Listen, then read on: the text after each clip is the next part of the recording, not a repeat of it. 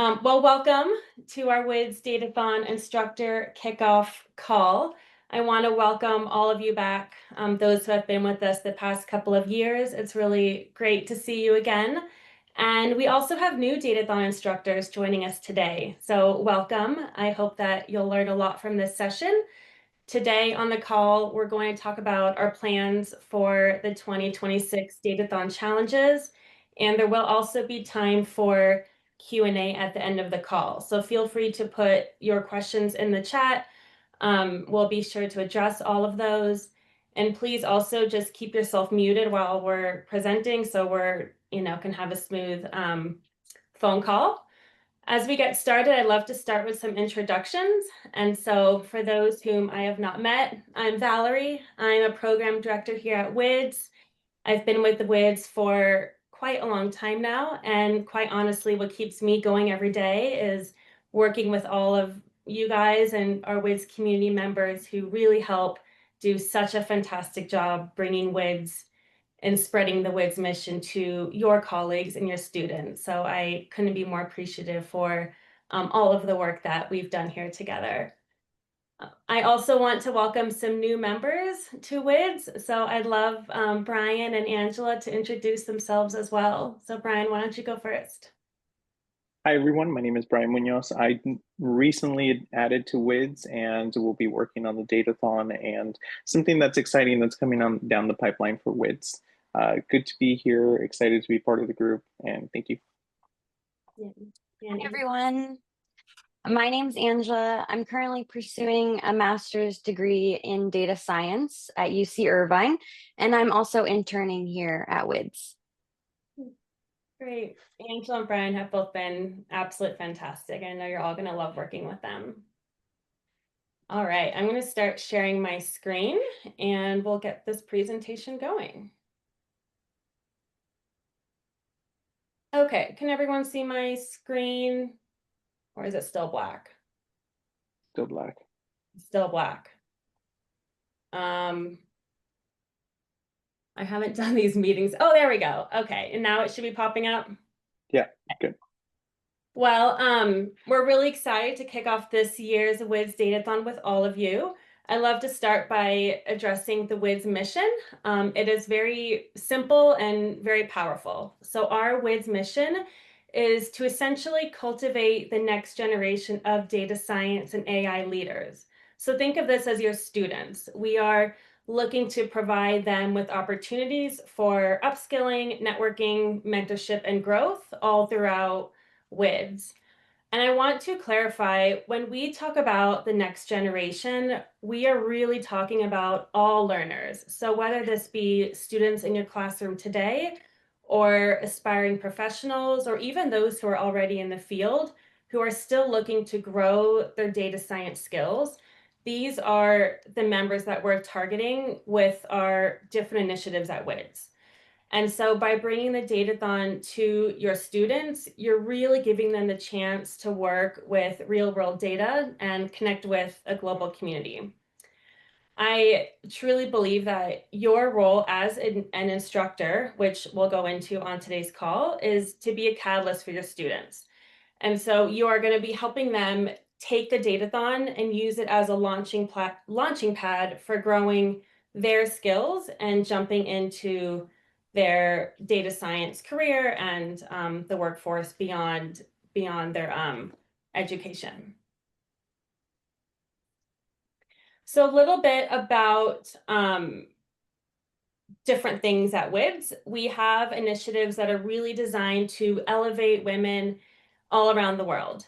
We have reached over 150,000 people with various forms of educational material targeting secondary and high school students, designed to provide upskilling and workshops for them, as well as mentorship. We have a very robust ambassador program. So we work with over 3,000 ambassadors worldwide who help to also take the WiDS mission to their local regions by organizing events and workshops in many different countries.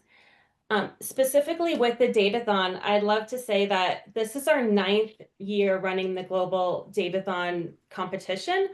We are recognized as one of the top 5 datathons in the world. So if you Google datathons, we're up there with the UN Datathon and many other really highly recognized competitions.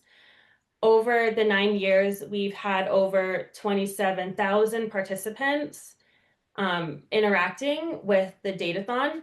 And this makes up about 75% of those are women across 110 countries. So we're just really proud of these accomplishments through our Datathon progression. So far, we're working with about 136 universities, and I look forward to working with many more this year.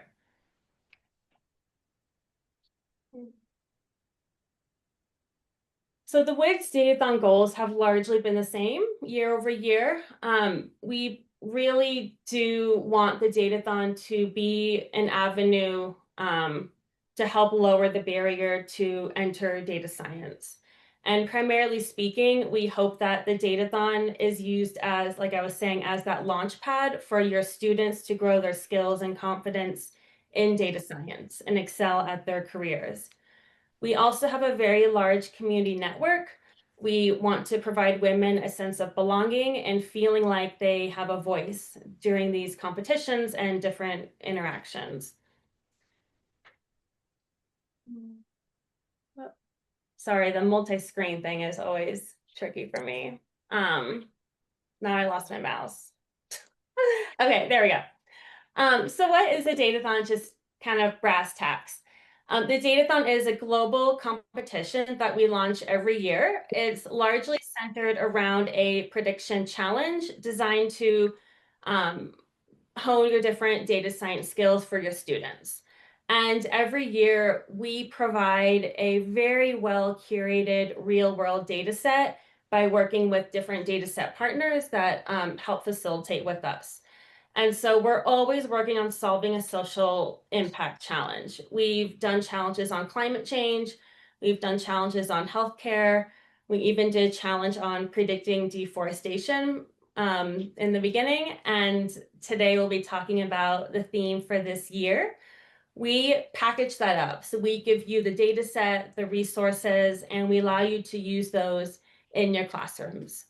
We're targeting students of all skill levels. So whether you have students who are beginners or even students who are a little more advanced, we have a challenge to target both of those levels.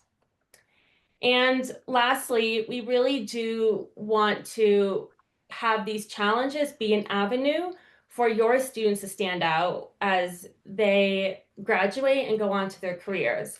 And what we mean by that is we really understand that students it's hard for them to stand out. So when they're going on and they're interviewing, they have so much access to different tools and AI, but it's hard for them to stand out as being that top candidate.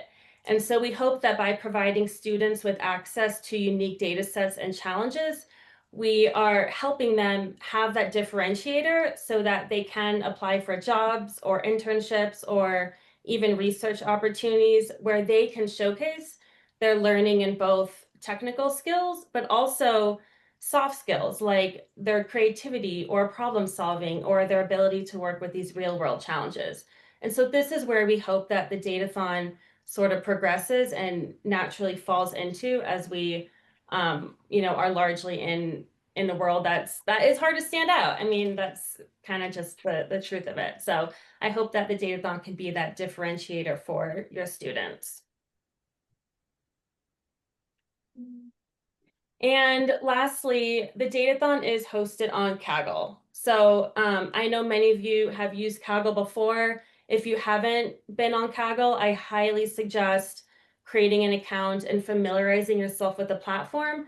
This is a very robust, globally recognized platform that has a ton of data sets and resources and community opportunities for students in data science. And this is ultimately the platform that we use to host all of our challenges. Okay. All right, I'm going to pass it on to Brian to talk about our partnerships this year. Thanks, Val. All right. Well, thank you for welcoming me again. So this year, as we were preparing for the Datathon challenge, we were thinking about how we could make the biggest impact. As you all know, for your past participants, we partnered with the Ann Bowers Women's Health Brain Initiative last year. This year, we wanted to take a different approach in how we were helping the world.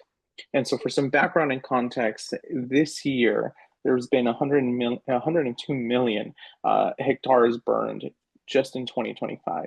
So wildfires are creating a huge impact on our world. There's a lot of publicity around California, and since this month alone, there's been 43,213 wildfires in the United States. So while this is a very pervasive problem here in the US, it's also a global problem. And that's what we wanted to focus as WIDS, a global problem that's impacting a lot of people and putting them in harm's way.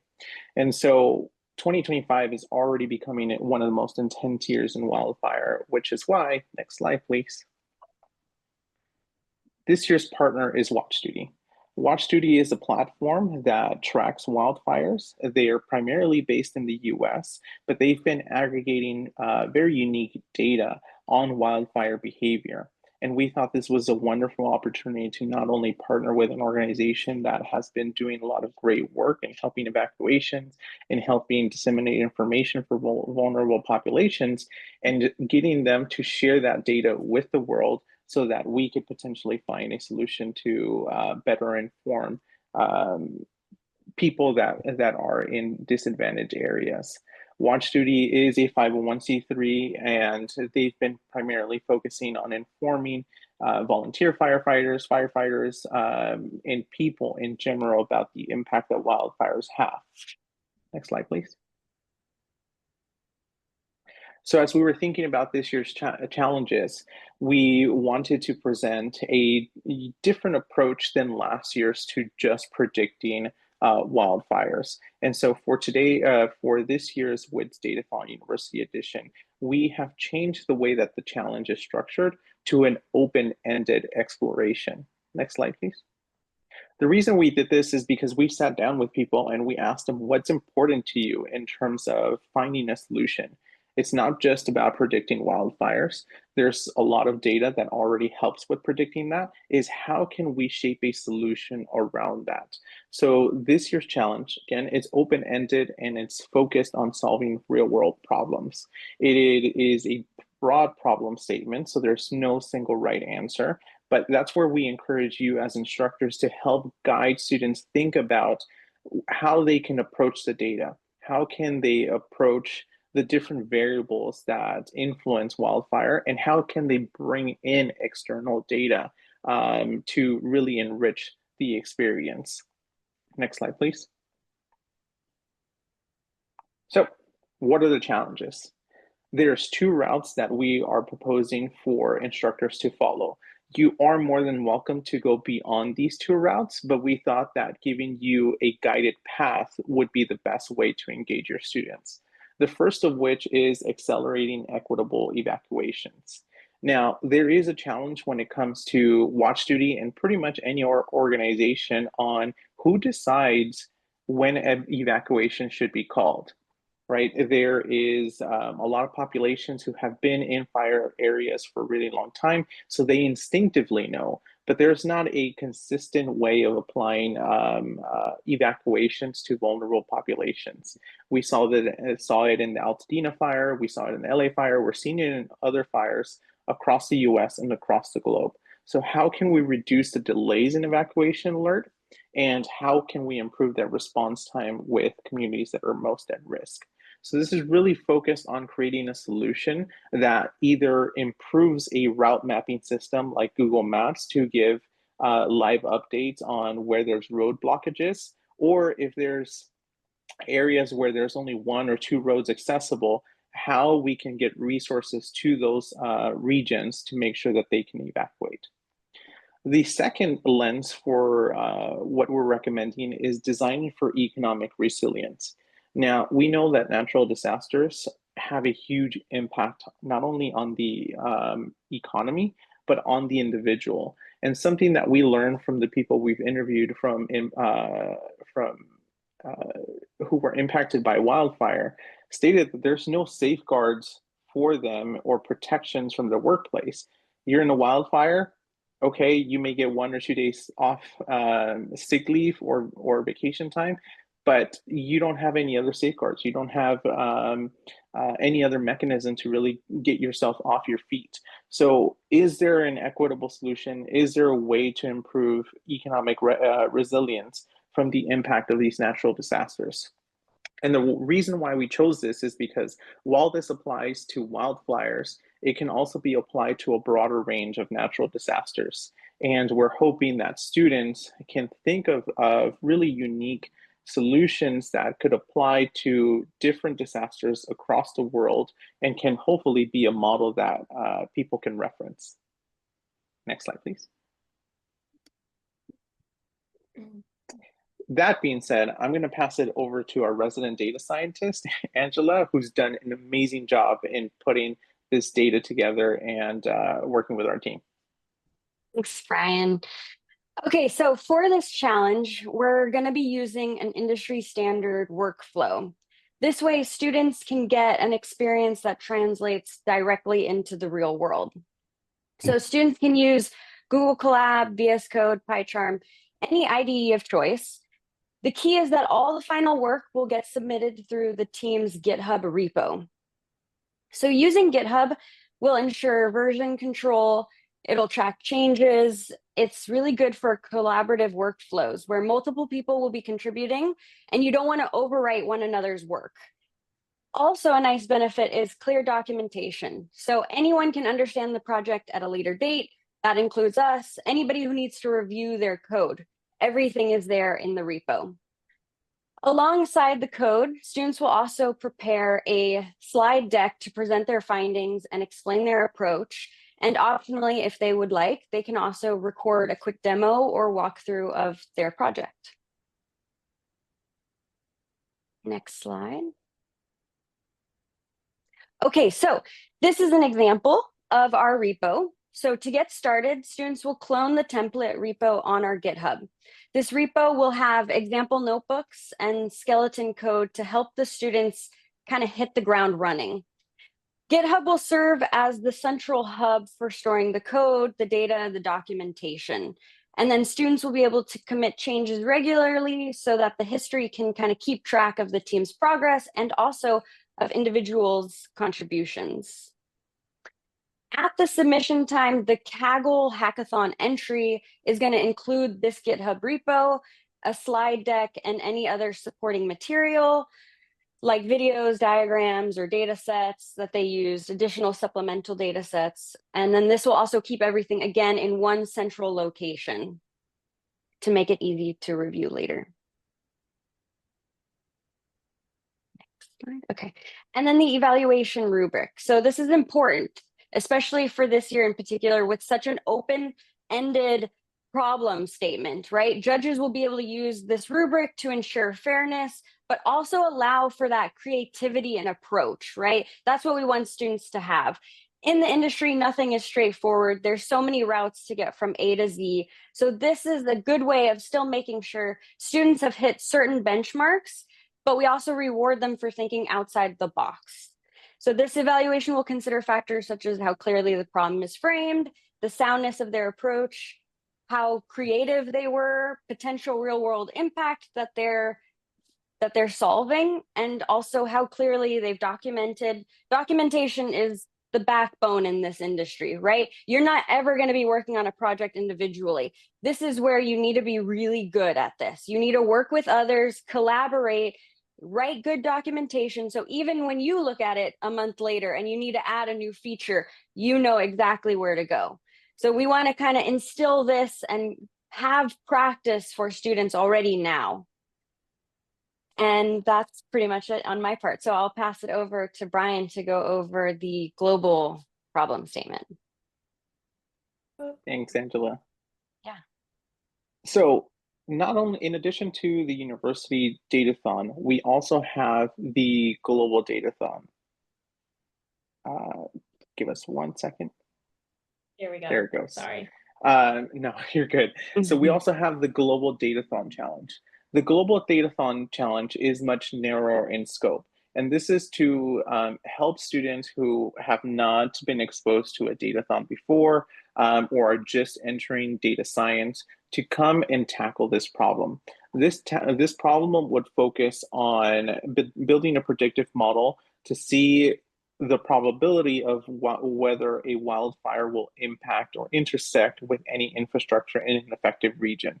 This is a very broad problem statement right now, and this is what we're currently working with WatchDuty to refine. There are some impacts on the data that they collect, and so we're giving you this as a preview, but the focus will be on how quickly does a fire progress and impact an infrastructure. And this could be anywhere from a road to a power line to communications towers. That being said, this is a really good entry point where they will build out either a regression or logistics regression model, choose out a variable, and predict a yes/no binary based on this. This is really to understand wildfire behavior. Not one wildfire is the same. They all have unique characteristics based on the geography of the land, the type of fuel. So there's a lot of variables, and we encourage students to explore outside of the WatchDuty data set, but they will be able to answer this question with the WatchDuty data alone. Next slide, please. Okay. And yeah, I will pass it back to Valerie. Great. All right. So thank you, Brian and Angela, for giving us an overview on the challenges. I'm going to bring it back to the classroom. So I would just love to go over some of the value proposition to your students and like what they'll gain by using the Datathon. So number one, creating a really unique learning experience. Both Datathons that Brian and Angela addressed are really great hands-on projects, both using WatchDuty's data set. We hope that it's a fun learning environment. We do enjoy people should be working together and collaborating and really having a unique hands-on experience with it.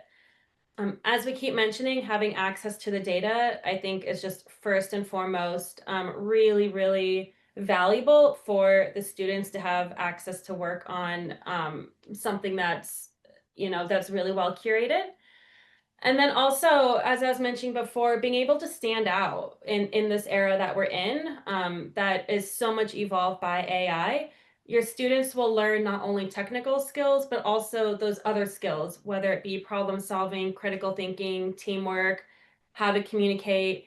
Angela's through those submission processes that she was talking about, they're really learning industry standards too. So I think there's just so much extra learning there that comes with the Datathon.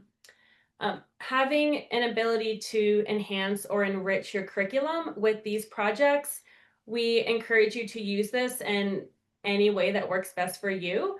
But this could really be brought in as a project to help enhance what you're already teaching to your students.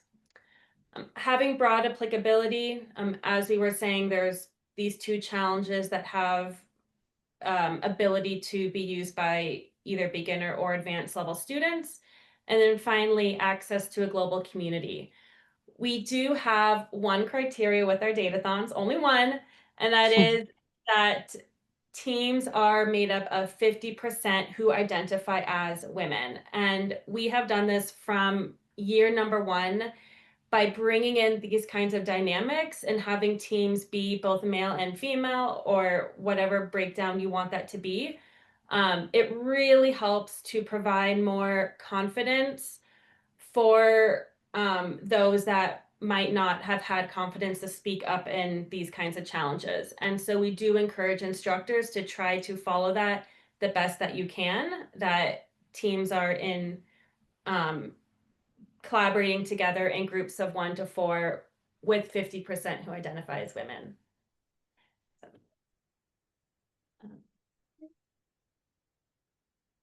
Okay, this is a little bit of how you might bring this to your actual classroom. So we provide the foundation, the structure, the data sets. We give you that sort of package, so to speak, and enable you to bring this to your classroom in any way that works best for you. Not all of you teach the same way, and that's a good thing. And so you'll each take this and bring it in the way that will bring the most value to both you and your students. Starting with the global challenge, the straight predictive analytics challenge, this is really applicable to, let's say, a 1-unit course or a class project, even clubs or extracurricular activities. I've seen this used a lot in like a data science club on campus. It works really great for that, and is targeting that beginner audience. Now, the university edition, it's very open-ended. There's a lot of room for creativity and growth and deeper exploration of the data set. This is really great for, let's say, a 3-unit course or a capstone project or even an independent study, and someone exploring like a PhD or an honors thesis. This one's going to be a little more advanced level, but the students are going to gain so many critical thinking skills and learning those industry best practices. So with that being said, I'd love to put some instructors on the spot. You know who you are. So Emily and Mandy, who wants to go first? Let's do Mandy because I see your face right here on the Zoom. So Mandy is a fantastic instructor at Converse University. And if you want to give just a few minutes on how you've brought this to your students, that'd be wonderful. Sure. So the first time I ran this, I ran the smaller project, the one that was listed as a 1-unit course in a intensive January term. So we have January is just a term by itself. Students meet every day of the week and work on a project. So we did a datathon, which wound up being fantastic. So students loved the fact that there was a real world application. And some of the feedback we got was that students finally understood what an actual data scientist might do. They felt like they were at a 9-to-5 job, is what they told me, in like the best way possible. So we took a short break for class. They were like, "Ooh, let's get coffee, like we're on a job," and come back. Which was really fun. So they really dug in, loved it. It really sparked a further interest for a lot of the students, whether they said, if they weren't majoring or minoring in data science, some of them were juniors, seniors, and said, okay, well, I don't have time to do that, but I'm going to take as many classes as I can because I really see the value of it now and I can combine it with things. And it was a fantastic experience for them. The instructors hub was very helpful. Just having other syllabi to look at, people to talk to about, okay, how did you get your students started? Different sort of ideas for how to run it, things like that. And I do plan on running this again. I was on sabbatical last year, so didn't get the back half of it last year, but this year, I'm definitely going to bring it back, have students working in it, probably through a full semester course, but have part of this as either our running example in maybe a data science 2 class or like the project for the first class, pieces like that. But the students have really loved it, really engaged with it, and it was a great learning experience for basically everything that was mentioned. The fact that they could see how this would actually look in an actual job, in an actual setting, things that they can talk about in interviews and things like that. Wonderful. Thanks, Mandy. Yeah. Emily. Emily is a professor at Meredith College. Emily, would you like to speak a little bit about how you've brought this to a couple of your students? Sure. We're a pretty small, all women's college in North Carolina, and our data science program here is pretty new. In fact, we just launched our data science major this year, but we do have a data science minor that's been in place for a few years. But we're definitely having more and more students, not only wanting to take data science classes from across campus, all kinds of different majors, but also wanting to do research. And so I was running into this problem of how do I run all of these research projects for all these different students? And so a couple of years ago, I discovered this Datathon, and it's been a really nice way for these students to get a very meaningful research project in. So Primarily, I've done the university, the Datathon University Edition the past couple years with an honors student. So these are all undergraduates. And they're required to write an honors thesis and do a presentation as part of that program. And so they start this in September. And they kind of do their background research and they kind of, kind of do their data exploration and all of that. And then in the spring, kind of depending where they are, so last year there was the modeling component, and then they presented their results at our Emeritus, they call it Celebrating Student Achievement Day. So, it's been a very successful process for my students. Like Mandy mentioned, they give so many informative, videos to get you started, and there's lots of neat kind of subject matter experts, providing background information. So I think they actually really enjoyed learning a lot about, the field too. So last year it was the brain health and like collecting that imaging data. And my student last year in particular kind of really dug into that, which was neat to see. She got really into that side of it. And last year's too, I think was a fairly complicated like data wrangling exercise. And so, her programming skills like really skyrocketed after working on that project. So it's for me, it's been just a huge help in terms of these student projects. This year I have 3 honor students. And so I was thrilled to see the format of this year's because I love having that Route 1 and Route 2. And I already know which student's going to pick, Route 2, I can tell, so for me, having 3 of them is going to give them a chance to kind of do something a little different for all 3 projects, which was one thing I was a little concerned about.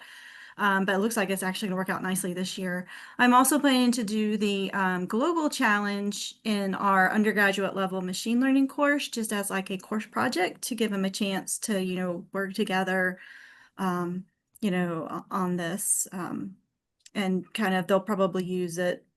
I'm going to guess, I think like it suggests on the slide, maybe 4 to 6 weeks or so for that kind of project in the class. But that will be the first time I actually use it in class. So, but yeah, it's been a fantastic resource. Wonderful. Thank you. Thank you.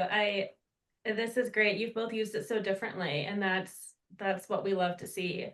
I think this is a great tie-in to what we have next. Emily, you're saying that some of your students had a chance to go and present at the college. So I'm gonna pass it to Brian next. This will be a really good tie-in to a couple opportunities.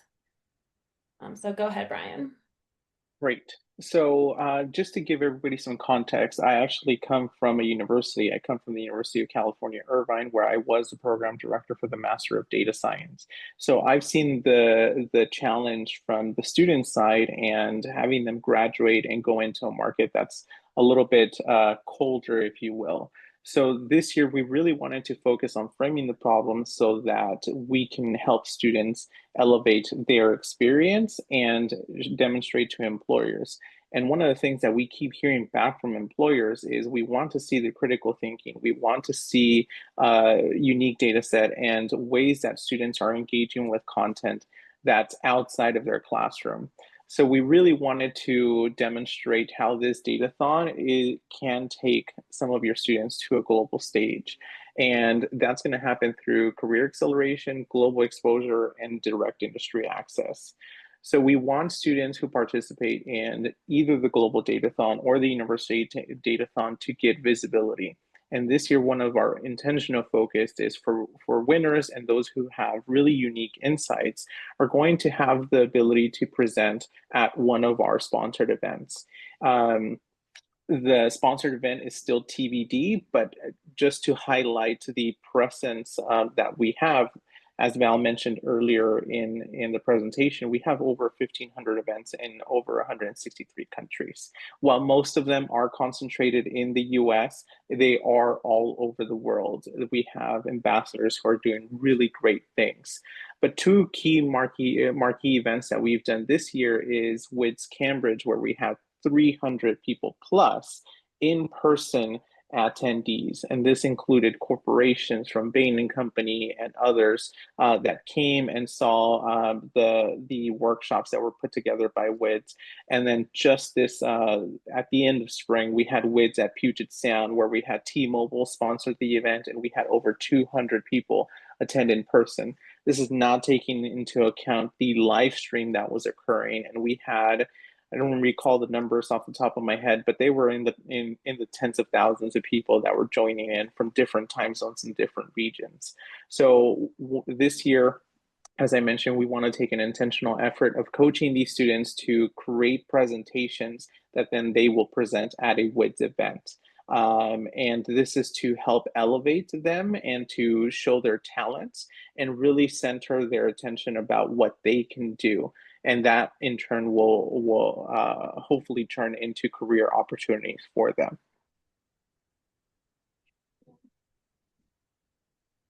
Excellent.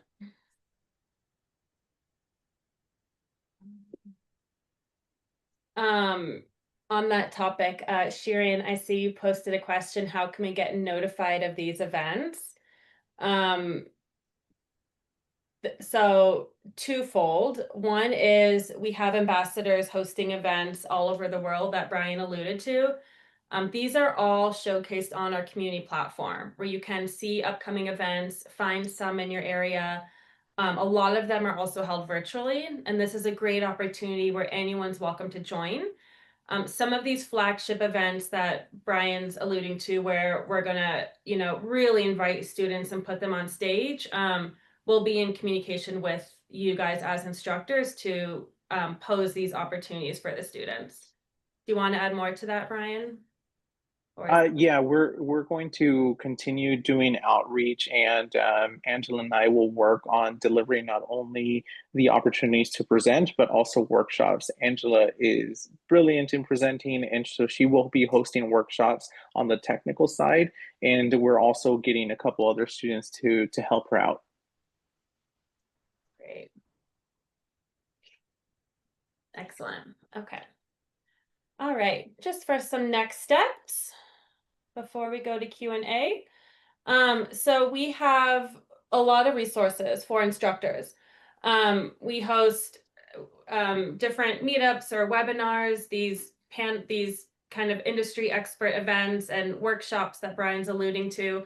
Lots of workshops and events and things that you and your students can participate in. We also offer a robust community of global Datathon participants and also all of your students where they can all connect and collaborate together. We offer resources. Angela's done a great job pulling together the GitHub that she demonstrated. So things like that, whether it be the GitHub, or we'll also be offering various tutorials and some starter code to help your students on the global challenge specifically. So all of this will be available for you and your students, as well as class resources and sample curriculum. I think, was it Mandy, you were saying that this was helpful for you? Yeah. So all of this is pulled together in our community hub. For those of you instructors who have been with us last year, you already have access to that instructor hub where all of this is pulled together. If you're new and just joining us this year, once you send in your application and apply, which I'll talk about next, then you'll be added to the instructor hub as well, and you can find all of these resources all together. So for next steps, if you're new, so let me backwards. If you're already working with us, you don't need to apply again. We already have your class information.